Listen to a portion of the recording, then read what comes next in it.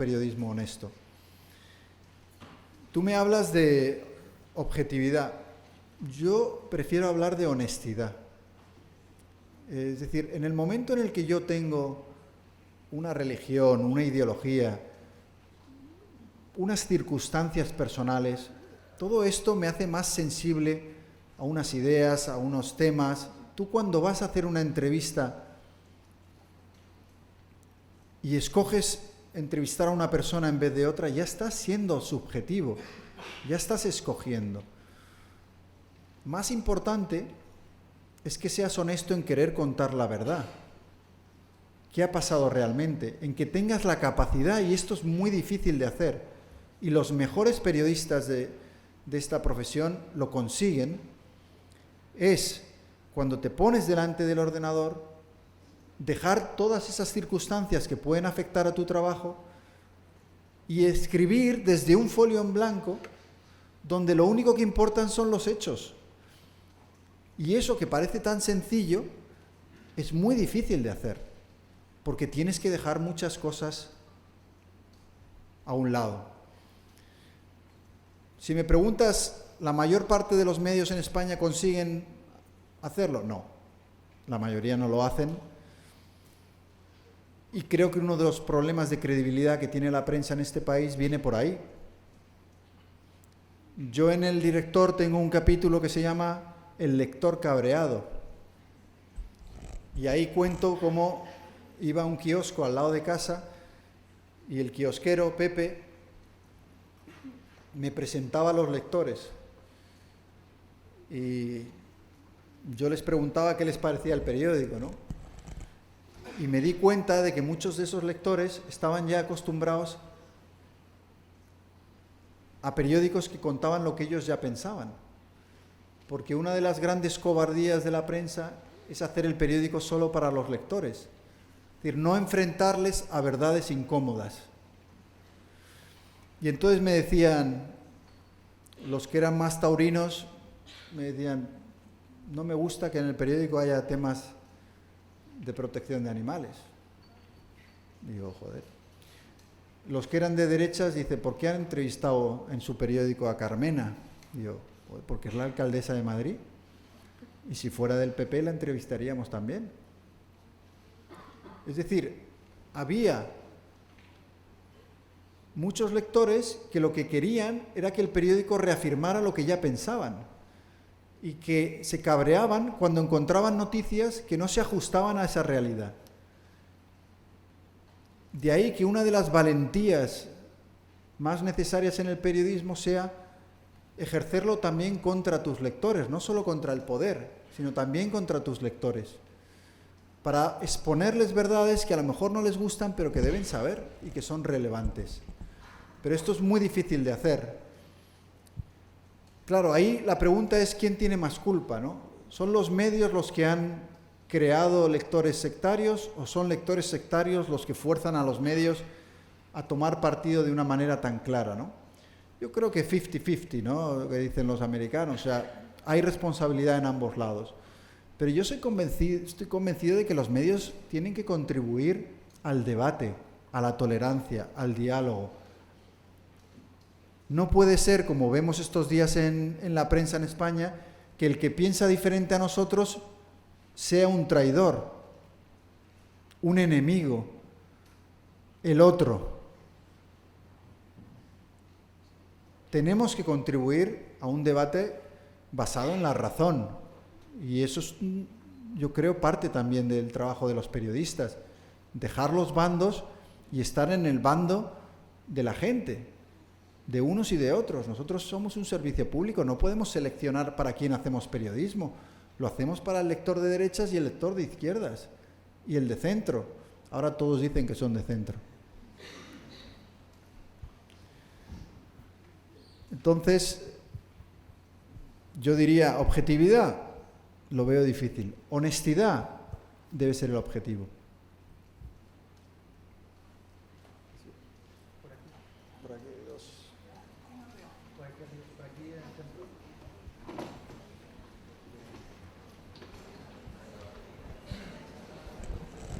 A ver, un poquito de silencio, por favor. ¿Sí? Vale, bueno, lo primero, muchísimas gracias por la charla.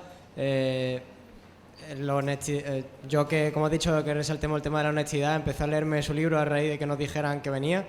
Me pareció, la verdad, bastante interesante lo que contaba, pero sobre todo me llamó la atención algo, ¿no?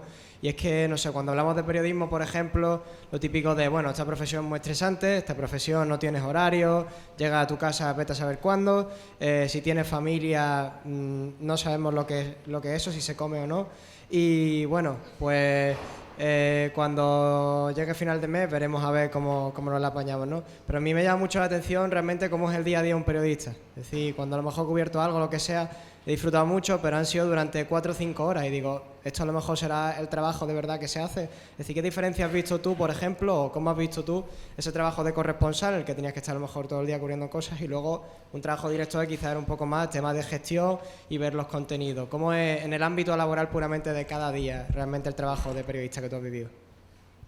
Varía mucho en función de lo que hagas, claro. O sea, yo considero que el mejor trabajo del periodismo es el de corresponsal. Primera ventaja, los jefes a 10.000 kilómetros de distancia. Eso ya es una gran ventaja, ¿no? Solo te tienes que preocupar de tus reportajes. Viajas, conoces a gente fantástica. Para mí es el periodismo en esencia, ¿no? Pero hay trabajos muy importantes e interesantes también aquí. Hay radio, hay televisión, el trabajo de redacción, de editar, mejorar los textos, es un trabajo importantísimo. Y varía mucho cómo es tu vida. He de confesar que esta es una profesión con un porcentaje de divorcios tirando alto. Es decir, cuando tienes horarios que son un poco desordenados, porque la actualidad pasa cuando pasa, ¿no? Pues se complica la cosa, ¿no?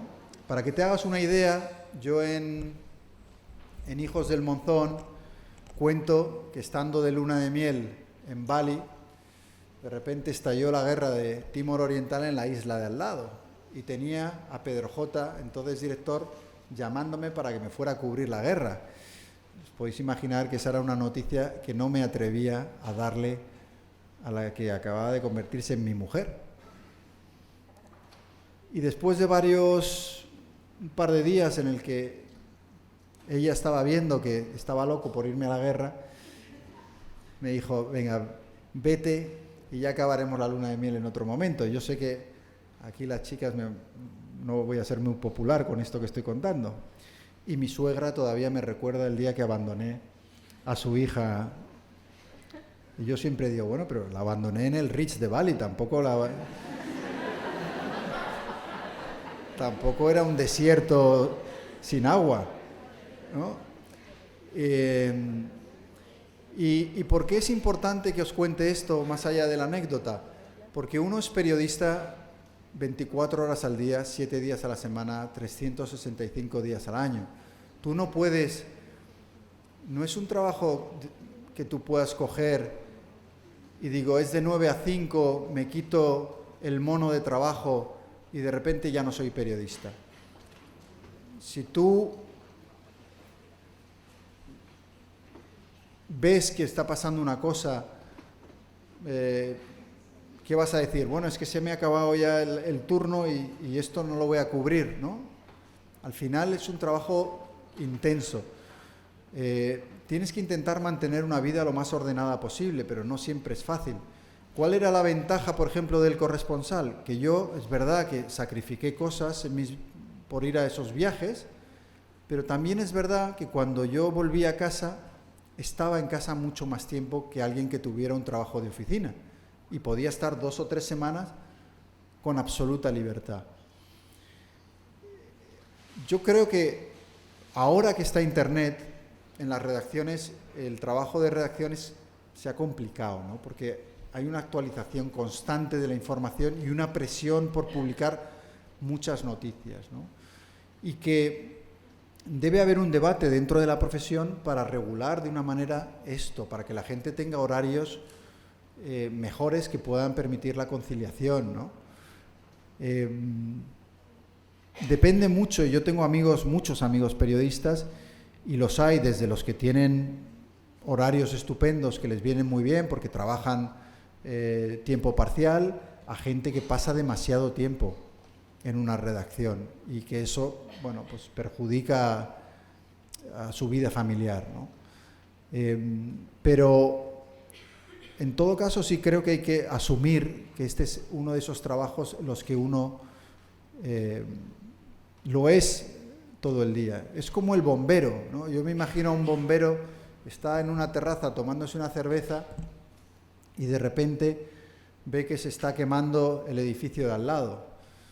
Y claro, no va a decir, bueno, me voy a acabar la cerveza tranquilamente y ya iré a apagarlo después. Pues el periodismo es un poco lo mismo, ¿no? Al final, si te gusta, es un oficio que lo disfrutas mucho y que lo haces con un horario, digamos, desordenado.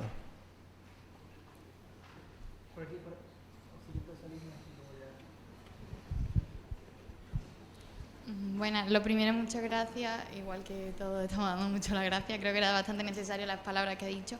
Y me gustaría matizar una cosa, porque tanto ayer en la presentación del libro como hoy se habla evidentemente de cómo evitar, ¿no? A raíz de la experiencia propia, evidentemente, ¿no? Cómo aprender de esa experiencia para evitar caer en el error de esa influencia del poder, de formar parte del sistema, etcétera. Pero no hemos podido escuchar qué es lo que ocurre cuando sí que caemos en ese error. Es decir, qué es lo que ocurre tanto a nivel usuario, nosotros como pequeñas presiones, evidentemente a nosotros no nos va a llamar a día de hoy el presidente ni nada, bueno, ahora mismo está complicado, pero no va a llamar nadie, pero sí que es verdad, ¿qué es lo que ocurre? ¿Cómo se puede solucionar eso si ya hemos caído en redimirnos al poder o a ciertas presiones?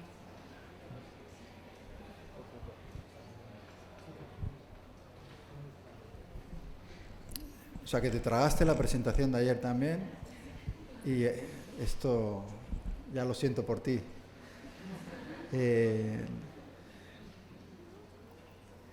Es curioso el periodismo, ¿no? Que nos dedicamos siempre a denunciar lo que va mal y la gente legítimamente dice, mira qué listos sois, ¿no? Hacéis el trabajo fácil, que es decir lo que va mal, pero pocas veces nos decís cómo solucionarlo, ¿no? Y en cierto modo es así, ¿no? En los últimos 18 meses que estaba escribiendo para la edición difunta ya del New York Times en español, me encontré un editor que en los artículos de opinión siempre me decía, cuentas lo que estás denunciando, lo desarrollas y al final sugiere qué es lo que se podría hacer para mejorarlo, ¿no? En el caso de la prensa, y ayer lo comenté también, yo creo que la única salida que tenemos para salir del sistema en el que nos hemos metido, para romper con esos acuerdos que existen de la prensa con el poder económico y político que al final sostiene a los medios, probablemente la única salida es convencer a la gente de que pague por periodismo otra vez, ¿no? Y que está muy bien eso de tener Netflix, pero ¿por qué no aportar también algo tan importante como la información, ¿no? Y que en esto no queda más remedio que tomar el camino tortuoso, lento y lleno de obstáculos, porque para convencer a alguien a través de un medio de comunicación de que merece la pena el periodismo que haces, pues eso lleva tiempo. Y yo creo que la solución va a estar cada vez más en nuevos medios que van a surgir, ¿no? Y que van a crear modelos diferentes. Ya lo estamos viendo, y sigo mencionando 5W, pero bueno, el diario.es tiene 34.000 seguidores. A mí hay cosas que me gustan y cosas que no del modelo que hace el diario, pero la realidad es que viven, y cuando presentan las cuentas demuestran que viven más de sus lectores que de la publicidad. Y creo que el camino va a ser ese, el crear proyectos atractivos para la gente, para que no tengamos que pedirle favores a los presidentes del IBEX y a los políticos y poder recuperar la independencia. Pero ¿cómo se hace? Yo creo que cada proyecto debe escoger su camino, ¿no? Y que está la opción de convertirte en un nicho, de hacer una web de deportes, otros querrán hacer algo de economía, otros generalista, podcast, una web de directos, por ejemplo. Hay 1000 cosas que se podrían hacer, pero en todo caso intentar, en vez de depender, como ocurre ahora, de esa llamada para que alguien te ponga publicidad a cambio de guardar informaciones comprometedoras en el cajón, que sean los lectores los que decidan si tu medio sobrevive o no sobrevive. Yo creo que 2, máximo 3 preguntas más y acabamos. A ver. Hola, David. Bueno, yo quería preguntarte una cosa que me ha surgido aquí mientras que te escuchaba. Me ha dado por buscar en Google las reseñas que hay sobre su libro. Buenísimas todas, seguro. Y muy curiosamente, la única que he encontrado de un medio más o menos con unos años de experiencia es Diario Público, que sabemos que es más independiente que los medios tradicionales. Entonces, que ningún medio tradicional, como puede ser los periódicos grandes generalistas, no haya hecho ninguna reseña sobre su libro, ¿indica que hay algún miedo a que otro David Jiménez con otro nombre y apellido aparezcan en esas redacciones? Gracias. Bueno, el libro no le ha gustado a la profesión en general, le ha gustado mucho a los periodistas jóvenes, a los estudiantes, a la gente que quiere cambiar las cosas, pero claro, los que están instalados en esas aristocracias que hay en las redacciones, a los medios tradicionales, no sorprende que no les guste un libro que es muy crítico con lo que han hecho. Y ahí me he encontrado con todo tipo de cosas, ¿no? O sea, desde censura burda a reseñas por encargo hechas para intentar desprestigiar no al libro, que lo puedo entender, sino al autor, que es una cosa que se lleva mucho. En la Feria del Libro de Madrid vino un compañero de una gran cadena de radio y me dijo: todos en la redacción hemos devorado y nos encanta tu libro. Dice, pero nos han dado orden no solo de no llevarte a ningún programa, sino de no mencionar el libro en ningún programa. Y a mí eso me parece maravilloso, porque lo que nunca esperé es que los medios tradicionales de este país se empeñaran tanto en confirmar que todo lo que pone el libro es verdad. Es decir, para contrarrestar un libro que habla sobre la censura, lo censuro. Yo creo que no hay prueba mayor de que el libro ha acertado en su diagnóstico, ¿no? El hecho de que la gente más interesada en que no se hable del libro sean los afectados. Y a mí lo que me gustaría es lo que tú has dicho, que haya otros David Jiménez, o como se llamen, pero que haya otros compañeros que escriban libros como el mío y denuncien lo que va mal en el oficio, no por hacer daño al periodismo, al revés, sino por hacerle el bien, de abrir las puertas, de que entre el aire, de debatir sobre nuestro trabajo y así poder mejorarlo. Penúltima pregunta. Y luego terminamos aquí, ¿vale? Buenas tardes. Usted ha dicho antes que no todos los periodistas son iguales. Yo estoy de acuerdo con eso, pero pienso que para consolidar esa distinción se necesita redefinir términos. Y no sé si usted tendría alguna propuesta para calificar a esos pseudoperiodistas. Pues en el libro, fíjate que en el libro me he inventado una palabra para definir a un tipo de periodista que es mezcla de político y periodista. Los llamo ministroperiodistas. Y podría seguir inventándome nombres para definirlo, ¿no? Yo creo que lo importante no es tanto ponerle un nombre despectivo a aquellos que no hacen periodismo, sino dejar de llamarles periodistas. O sea, llamar periodistas solo a quienes realmente están haciendo periodismo. Eso ayudaría muchísimo a la reputación de nuestro oficio, ayudaría a esa distinción de la que hablas, si Claro, yo hay veces que veo una tertulia de estas infumables y de repente veo gente que se pone abajo, periodista pone, y digo, pero yo no sé si tienen el título o no, a lo mejor lo tienen o a lo mejor no lo tienen, pero no creo que se puedan considerar periodistas. Y no estoy metiéndome con el periodismo de corazón, porque hay gente que lo hace de una manera digna, honrosa y perfectamente es una salida laboral contra la que no tengo nada. Pero de ahí a otros, de los que hemos hablado antes, yo creo que hay que dejar de llamarles periodistas para que la gente, el público, tenga cada vez más claro quiénes sí lo son. Vamos a por la última. Vale, David, yo te quería preguntar, porque yo cuando hago trabajos periodísticos y hago cositas en diarios pequeñitos que tenemos montados entre un par de amigos, soy una persona a la que le gusta sentirse orgulloso de su trabajo, ¿vale? Y muchas veces he comentado, incluso con profesores de la facultad, cuando hablábamos sobre el derecho de la rectificación o la necesidad de que haya rectificación cuando se dan las informaciones mal, y en algunos casos hay profesores que me han llegado a decir pues que había momentos en los que tú no puedes rectificar. Quiero decir, o sea, antes hablábamos de la personalización y de cómo, o nos hablabas tú de la personalización y de cómo la personalización puede generar confianza en los lectores y eso puede ser positivo.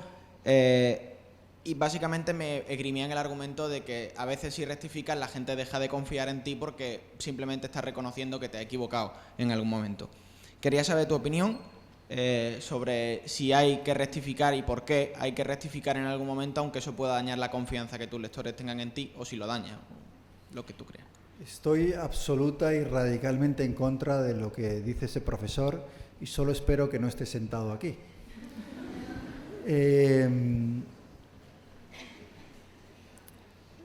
Eso de que si rectificamos una información en la que nos hemos equivocado, la gente deja de creer, es absolutamente lo contrario. La gente, si ve que tú tienes capacidad para, cuando has cometido un error, admitirlo, ganas credibilidad. La gente, el mensaje que recibe es, este es un periódico o un periodista que está tratando de buscar la verdad y que cuando se equivoca, en vez de dejar que esa noticia vuele por internet, rectifica, la corrige y te dice claramente nos hemos equivocado. Yo en el libro, en el director, admito algunos errores, incluido uno sobre las acusaciones que un juez hizo contra Vicky Rosell, candidata al Congreso de Podemos entonces y hoy parlamentaria y diputada. Y nosotros publicamos, creyendo que era verdad, las acusaciones que este juez estaba haciendo contra ella. Y lo publicamos abriendo el periódico, con grandes titulares. Y el otro día salió una sentencia condenando a ese juez que demostraba que todo había sido una conspiración. Yo tuve la fortuna de estar la semana pasada en Canarias y de estar con Vicky Rosell y pedir disculpas personales, ¿no? Más allá de las que pido en el libro. Y